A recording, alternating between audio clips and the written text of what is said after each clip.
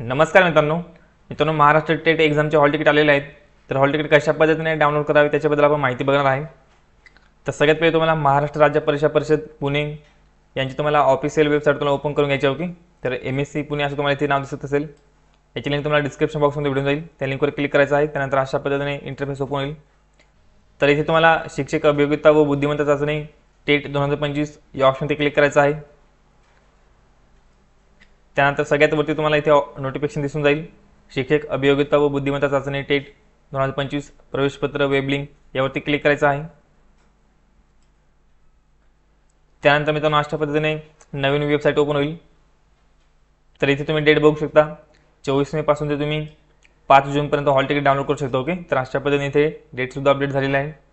तर इथे तुम्हाला इंग्लिश किंवा मराठी असे दोन लँग्वेज दिलेले आहेत। ओके, जर तुम्हाला इंग्लिशमध्ये जर हॉल तिकीट पाहिजे असेल तर इथे क्लिक करा, तुम्हाला मराठीमध्ये पाहिजे असेल तर या ऑप्शनवरती क्लिक करायचं। ओके, त्यानंतर इथे तुमचा रजिस्ट्रेशनवर इथे तुम्ही फिल करा।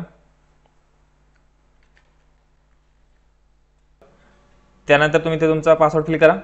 जर तुमच्याकडे पासवर्ड नसेल तर तुम्ही इथे डेट ऑफ बर्थ सुद्धा फिल करू शकता। तर इथे तुम्हाला डेट ऑफ बर्थचा फॉर्मॅट दिलेला आहे। तर अशा पद्धतीने डेट ऑफ बर्थ तुम्ही इथे फिल करा। फॉर एक्झाम्पल तुमचे डेट ऑफ बर्थ जर 5 मार्च 1998 असेल तर तुम्ही इथे 05 डॅश करून 03 त्यानंतर डॅश करून जन्मवर्षाचे शेवटचे दोन आकडे म्हणजे 98 अशा पद्धतीने तुम्ही डेट ऑफ बर्थ फिल करायचे। ओके, त्यानंतर इथे तुम्हाला खाली जो कोड दिलेला आहे तो कोड इथे फिल करा आणि त्यानंतर लॉग इन ऑप्शनवरती तुम्हाला क्लिक करायचं आहे।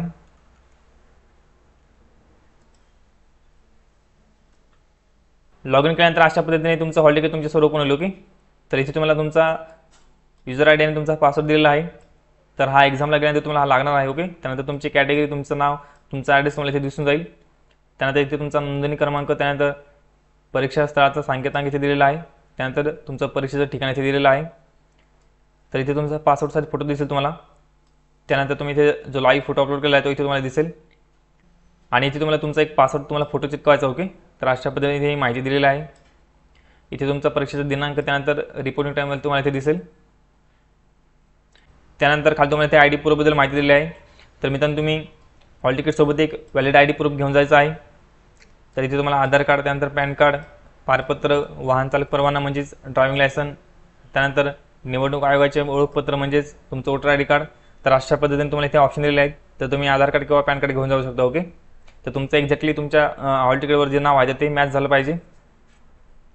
आणि खाली तुम्हाला इथे एक हस्ताक्षराचा नमुना दिलेला आहे।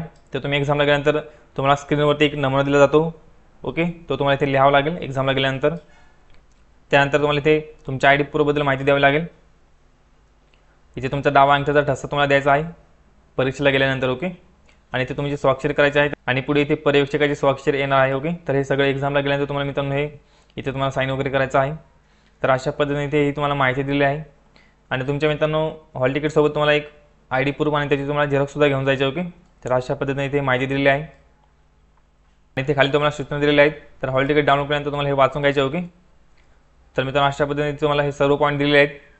आय होप तुम्हाला सर्व पॉईंट समजले असतील। तर मित्रांनो अशाच महत्त्वपूर्ण अपडेटसाठी आपल्या चॅनलला सबस्क्राईब केले नसेल तर सबस्क्राईब करून ठेवा। तर चला मित्रांनो भेटूया पुढच्या व्हिडिओमध्ये। धन्यवाद।